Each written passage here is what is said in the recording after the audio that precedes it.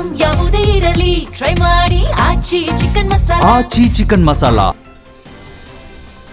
ಭ್ರಷ್ಟಾಚಾರ ನಿಯಂತ್ರಣ ಮಾಡಲು ಹಾಕಿಸಿದ ಸಿಸಿ ಕ್ಯಾಮೆರಾವನ್ನೇ ಸಿಬ್ಬಂದಿ ಒಂದು ಜಾಗದಿಂದ ಮತ್ತೊಂದು ಜಾಗಕ್ಕೆ ತಿರುಗಿಸಿದ್ದಾರೆ. ಘಟನೆ ಹಾಸನ ಮಹಾನಗರ ಪಾಲಿಕೆಯಲ್ಲಿ ನಡೆದಿದೆ. ಭ್ರಷ್ಟಾಚಾರ ತಡೆಯಲು ಜಿಲ್ಲಾಧಿಕಾರಿಗಳು ಹಾಗೂ ಆಯುಕ್ತರು ಹಾಕಿಸಿದ್ದ ಕ್ಯಾಮೆರಾವನ್ನ ಸಿಬ್ಬಂದಿಗಳು ತಿರುಗಿಸಿದ್ದಾರೆ.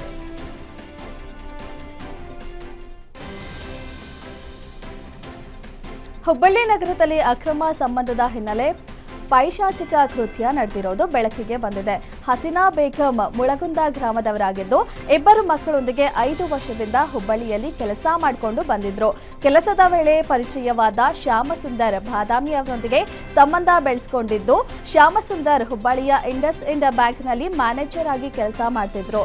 6 ದಿನಗಳ ಹಿಂದೆ ರಾತ್ರಿ ಮದ್ಯಪಾನ ಮಾಡಿ ಹಸೀನಾ ಬೇಗಂಗೆ ಹಲ್ಲೆ ಮಾಡಿ ವಿಷ ಕುಡಿಸಿ ನಂತರ ಪರಾರಿಯಾಗಿದ್ದಾನೆ. ಸದ್ಯ ಹಸೀನಾಳ ಸಾವಿಗೆ ನ್ಯಾಯಕ್ಕಾಗಿ ಪುಟ್ಟ ಮಕ್ಕಳು ಆಗ್ರಹಿಸಿದ್ದಾರೆ.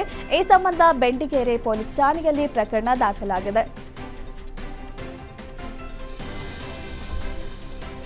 5,000 ಲಂಚ ಪಡೆಯುವ ವೇಳೆ ಪಿಡಿಒ ಲೋಕಾಬಲೆಗೆ ಬಿದ್ದಿದ್ದಾರೆ. ಪಿಡಿಒ ಸೈಟ್ಗೆ ದೃಢೀಕರಣ ಪತ್ರ ನೀಡೋದಕ್ಕೆ ಲಂಚದ ಬೇಡಿಕೆ ಇಟ್ಟಿದ್ರು. ಕಡೂರಿನ ತಂಗ್ಲಿ ಗ್ರಾಮ ಪಂಚಾಯಿತಿ ಪಿಡಿಒ ನಂಜುಂಡಮ್ಮ ತಿಮ್ಮಶೆಟ್ಟಿ ಅನ್ನುವಂಥವರಿಂದ 5,000 ರೂಪಾಯಿ ಲಂಚ ಪಡೆಯುವಂಥ ವೇಳೆ ರೆಡ್ ಹ್ಯಾಂಡ್ ಆಗಿ ಸಿಕ್ಕಿಬಿದ್ದಿದ್ದಾರೆ. ಲೋಕಾಯುಕ್ತ ಡಿವೈಎಸ್ಪಿ ತಿರುಮಲೇಶ್ ನೇತೃತ್ವದಲ್ಲಿ ದಾಳಿ ನಡೆದಿದೆ.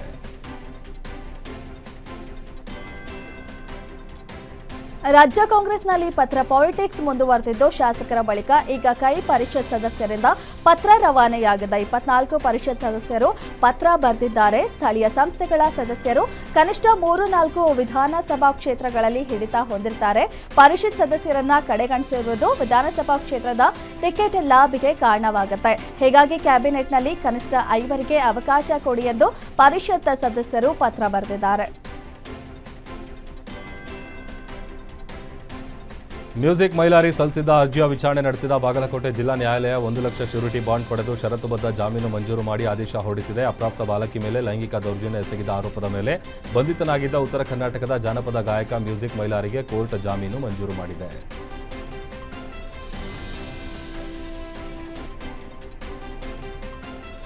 ಬೆಂಗಳೂರಿನ ಹದಗೆಟ್ಟ ರಸ್ತೆಯಿಂದ ಮತ್ತೊಂದು ಅವಾಂತರಕ್ಕೆ 2 ಸ್ಕೂಲ್ ಮಕ್ಕಳು ಜಸ್ಟ್ ಮಿಸ್ ಆಗಿದ್ದಾರೆ. ಘಟನೆಯು ಬೆಂಗಳೂರು ಹೊಸೂರು ಹೈವೇ ಚಂದಾಪುರ ಬಳಿ ನಡೆದಿದೆ.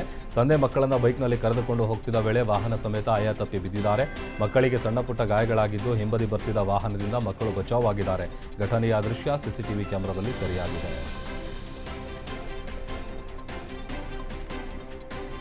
ಬೈಕಿಗೆ ಥಾರ್ ಗಾಡಿ ಡಿಕ್ಕಿ ಹೊಡೆದು ಬೈಕ್ ಸವಾರ ಸ್ಥಳದಲ್ಲೇ ಸಾವನ್ನಪ್ಪಿರುವ ಘಟನೆ ಅಫ್ಜಲಾಪುರ ರಸ್ತೆಯಲ್ಲಿ ನಡೆದಿದೆ. 29 ವರ್ಷದ ಶಿವಲಿಂಗಪ್ಪ ಮೃತ ದುರ್ದೈವಿ. ಇನ್ನೊಬ್ಬ ಬೈಕ್ ಸವಾರ ವಿಜಯ್ ಕುಮಾರ್ಗೆ ಗಂಭೀರ ಗಾಯಗಳಾಗಿವೆ. ಕಲಬುರಗಿಯಿಂದ ಅಫ್ಜಲಾಪುರ ಕಡೆಗೆ ಹೋಗ್ತಿದ್ದ ಬೈಕ್ಗೆ ಹಿಂಬದಿಯಿಂದ ಬಂದ ಥಾರ್ ಡಿಕ್ಕಿ ಹೊಡೆದು ಎಸ್ಕೇಪ್ ಆಗಿದೆ. ಅಪಘಾತದ ದೃಶ್ಯ ಸಿಸಿಟಿವಿಯಲ್ಲಿ ಸೆರೆಯಾಗಿದೆ. ಘಟನೆ ಸಂಬಂಧ ಸಂಚಾರಿ ಪೊಲೀಸ್ ಠಾಣೆಯಲ್ಲಿ ಪ್ರಕರಣ ದಾಖಲಾಗಿದೆ.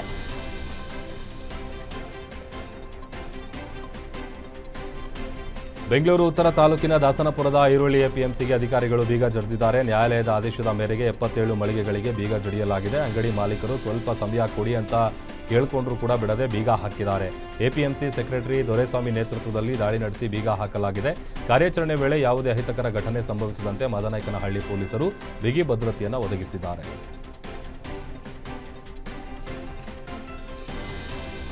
ಕಲಬುರಗಿಯ ಚಿತ್ತಾಪುರ ಪಟ್ಟಣದಲ್ಲಿರುವ ನಾಗಾವಿ ಯಲ್ಲಮ್ಮ ದೇವಸ್ಥಾನದ ಹುಂಡಿ ಎಣಿಕೆ ವೇಳೆ ವಿದೇಶಿ ಕರೆನ್ಸಿ ಪತ್ತೆಯಾಗಿದೆ. ದೇವಾಲಯದ ಆವರಣದಲ್ಲಿ ಸ್ವಯಂ ಸೇವಕರು ಮತ್ತು ವಿವಿಧ ಇಲಾಖೆಯ ಸಿಬ್ಬಂದಿ ಸಮ್ಮುಖದಲ್ಲಿ ನಡೆದ ಹುಂಡಿ ಎಣಿಕೆ ವೇಳೆ ಮಲೇಷ್ಯಾ ದೇಶದ 18 ನೋಟುಗಳು ಹಾಗೂ 2 ನಾಣ್ಯಗಳು ಪತ್ತೆಯಾಗಿವೆ. ಕಳೆದ 8 ತಿಂಗಳಲ್ಲಿ ಒಟ್ಟು 14,73,160 ರು ಹಣ ಸಂಗ್ರಹವಾಗಿದ್ದು ಭಕ್ತರಲ್ಲಿ ಕುತೂಹಲ ಮೂಡಿದೆ.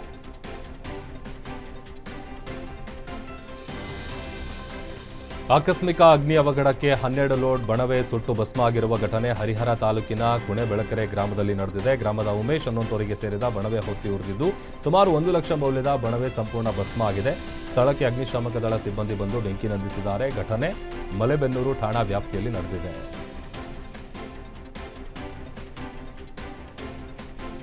ಬಾಗಲಕೋಟೆಯಲ್ಲಿ ಶಿವಾಜಿ ಮೆರವಣಿಗೆ ವೇಳೆ ಕಲ್ಲು ತೂರಾಟ ಖಂಡಿಸಿ ಮುಧೋಳ ನಗರದಲ್ಲಿ ಹಿಂದೂಪರ ಸಂಘಟನೆಗಳ ನೇತೃತ್ವದಲ್ಲಿ ಪ್ರತಿಭಟನೆಯನ್ನ ಹಮ್ಮಿಕೊಳ್ಳಲಾಗಿದೆ.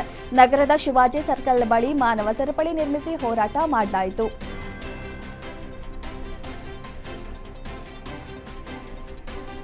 ತುಮಕೂರಿನ ಕೊರಟಗೆರೆ ಮಧ್ಯೆ ಬಸ್ ಸ್ಟ್ಯಾಂಡ್ನಲ್ಲಿ ಕೆಎಸ್ಆರ್ಟಿಸಿ ಬಸ್ ನಿಲ್ಲಿಸ್ತಾ ಇಲ್ಲ ಅಂತ ಸಾರ್ವಜನಿಕರು ಆಕ್ರೋಶ ಹೊರಹಾಕಿದ್ದಾರೆ. ಕೆಎಸ್ಆರ್ಟಿಸಿ ಬಸ್ ಚಾಲಕ ಮತ್ತು ನಿರ್ವಾಹಕರ ನಿರ್ಲಕ್ಷ್ಯಕ್ಕೆ ಜನರ ಆಕ್ರೋಶ ಹೆಚ್ಚಾಗಿ ಅರ್ಧ ಗಂಟೆಗೂ ಹೆಚ್ಚು ಕಾಲ ಬಸ್ ಅನ್ನು ತಡೆದು ಪ್ರತಿಭಟನೆ ನಡೆಸಿದ್ರು. ಸ್ಥಳಕ್ಕೆ ಓಣಿಯಲ್ಲಿ ಮಧುಗಿರಿ ಡಿವೈಎಸ್ಪಿ ಮಂಜುನಾಥ್ ಭೇಟಿ ನೀಡಿ ಸಾರ್ವಜನಿಕರಿಗೆ ಮನವೊಲಿಸಿದ್ದಾರೆ. ಬಳಿಕ ಪ್ರತಿನಿತ್ಯ ಕೊರಟಗೆರೆ ಪಟ್ಟಣದ ಪ್ರತಿ ಸ್ಟಾಪ್ಗಳಲ್ಲಿ ಬಸ್ ನಿಲ್ಲಿಸುವಂತೆ ಕ್ರಮ ಕೈಗೊಳ್ಳುವುದಕ್ಕೆ ಆಗ್ರಹಿಸಿದ್ದಾರೆ. ಕೆಎಸ್ಆರ್ಟಿಸಿ ಅಧಿಕಾರಿಗಳು ಈ ಸಂಬಂಧ ಸಾರ್ವಜನಿಕರಿಗೆ ಸ್ಪಷ್ಟನೆ ನೀಡಿದ್ದು ಸಮಸ್ಯೆ ಪರಿಹರಿಸುವುದಾಗಿ ಭರವಸೆ ಕೊಟ್ಟಿದ್ದಾರೆ. ಚಿಕ್ಕಮಗಳೂರು ಜಿಲ್ಲೆಯಲ್ಲಿ ಕಾಡಾನೆಗಳ ಹಾವಳಿ ದಿನದಿಂದ ದಿನಕ್ಕೆ ಹೆಚ್ಚಾಗ್ತಾ ಇದೆ. ತಡರಾತ್ರಿ ಚಿಕ್ಕಮಗಳೂರು ನಗರ ಸಮೀಪದ ಗ್ರಾಮಗಳಲ್ಲಿ ಒಂಟಿ ಸಲಗ ಹಾಗೂ ಆನೆಗಳ ಹಿಂಡು ಪ್ರತ್ಯಕ್ಷವಾಗಿ ಜನರಲ್ಲಿ ಭೀತಿ ಮೂಡಿಸಿದೆ. ಮತ್ತೊಂದೆಡೆ ಮೂಡಿಗೆರೆ ಭಾಗದಲ್ಲೂ ಆನೆಗಳ ಹಾವಳಿ ಹೆಚ್ಚಾಗಿ ಗ್ರಾಮಸ್ಥರು ಆತಂಕದಲ್ಲಿದ್ದಾರೆ. ಎನ್ಆರ್ಪುರ ತಾಲೂಕಿನ ಎಕ್ಕಡಬೈಲು ಅರಣ್ಯ ಪ್ರದೇಶದಲ್ಲಿ ಆನೆಗಳ ಹಿಂಡು ಬೀಡು ಬಿಟ್ಟಿದ್ದು ತೋಟಕ್ಕೆ ಹೋಗಲು ಕಾರ್ಮಿಕರು ಹಿಂದೇಟು ಹಾಕ್ತಾ ಇದ್ದಾರೆ. ಆನೆಗಳ ಹಾವಳಿಯಿಂದ ಶಾಶ್ವತ ಪರಿಹಾರ ಒದಗಿಸುವಂತೆ ಸ್ಥಳೀಯರು ಅಧಿಕಾರಿಗಳಿಗೆ ಆಗ್ರಹಿಸಿದ್ದಾರೆ.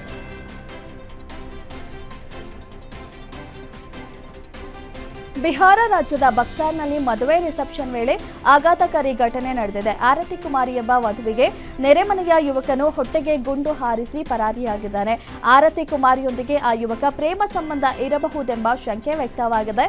ಗುಂಡು ಹಾರಿಸಿದ ಆರೋಪಿ ತಕ್ಷಣವೇ ಪರಾರಿಯಾಗಿದ್ದು ಗಾಯಾಳು ವಧುವಿಗೆ ಸ್ಥಳೀಯ ಆಸ್ಪತ್ರೆಯಲ್ಲಿ ಚಿಕಿತ್ಸೆ ನೀಡಲಾಗಿದೆ. ಘಟನೆಯ ನಂತರ ಬಿಹಾರ ಪೊಲೀಸ್ ಇಲಾಖೆ ಆರೋಪಿ ಯುವಕನ ಪತ್ತೆಗೆ ಬಲೆ ಬೀಸಿದ್ದಾರೆ.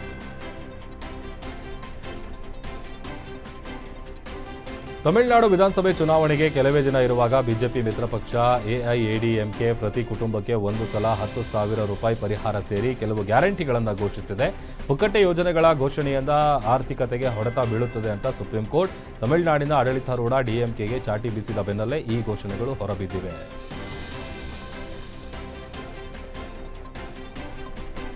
ಬಹುಭಾಷಾ ನಟಿ ರಶ್ಮಿಕಾ ಮಂದಣ್ಣ ಮತ್ತು ನಟ ವಿಜಯ್ ದೇವರಕೊಂಡ ವೈವಾಹಿಕ ಜೀವನಕ್ಕೆ ಕಾಲಿಡಲು ಸಜ್ಜಾಗಿದ್ದಾರೆ.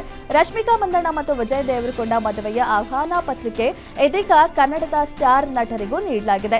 ನಾಳೆ ನಡೆಯುವ ಮದುವೆ ಹಾಗೂ ಮಾರ್ಚ್ 4ಕ್ಕೆ ಹೈದರಾಬಾದ್ನಲ್ಲಿ ನಡೆಯುವ ರಿಸೆಪ್ಷನ್ಗೆ ಅಂತೂ ಇಂತೂ ಕರ್ನಾಟಕದ ಸ್ಟಾರ್ಗಳಿಗೆ ಲಗ್ನ ಪತ್ರಿಕೆ ನೀಡಿ ಪ್ರೀತಿಯಿಂದ ಆಹ್ವಾನಿಸಲಾಗಿದೆ. ಸುಮಾರು 11 ಜನರಿಗೆ ಆರತಕ್ಷತೆಯ ಆಮಂತ್ರಣ ಪತ್ರಿಕೆಯನ್ನ ರಶ್ಮಿಕಾ ತಲುಪಿಸಿದ್ದಾರೆ. ಇನ್ವಿಟೇಷನ್ ಜೊತೆಗೆ ವೈಯಕ್ತಿಕವಾಗಿ ಮೆಸೇಜ್ ಮಾಡಿ ಆಹ್ವಾನಿಸಿದ್ದಾರೆ.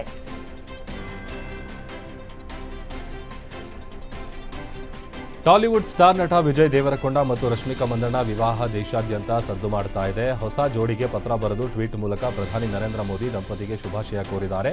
ಹೊಸ ಸುಂದರ ಅಧ್ಯಾಯದ ಆರಂಭ ಅಂತ ಕರೆದು ರಶ್ಮಿಕಾ ಮತ್ತು ವಿಜಯ್ ಅವರ ಜೀವನದಲ್ಲಿ ಹೊಸ ಅಧ್ಯಾಯವನ್ನ ಆರಂಭವಾಗಿದೆ ಅಂತ ಹರ್ಷ ವ್ಯಕ್ತಪಡಿಸಿದ್ದಾರೆ. ನಿಮ್ಮೂರಿನಿಂದ ವಿಶ್ವ ಮಟ್ಟದವರೆಗೆ ರಾಜಕೀಯ, ಸಿನಿಮಾ, ಸ್ಪೋರ್ಟ್ಸ್ ಯಾವ ಸುದ್ದಿಯೂ ಮಿಸ್ ಆಗಲ್ಲ. ಬರೀ ಸುದ್ದಿಯಷ್ಟೇ ಅಲ್ಲ, ಜೊತೆಯಲ್ಲೇ ಇರುತ್ತೆ ವಿಶ್ಲೇಷಣೆ. ಗ್ಯಾರಂಟಿ ನ್ಯೂಸ್ನ ಸಬ್ಸ್ಕ್ರೈಬ್ ಮಾಡಿ, ಫಾಲೋ ಮಾಡಿ, ಕ್ಷಣ ಕ್ಷಣದ ಅಪ್ಡೇಟ್ಸ್ ಪಡೆಯಿರಿ.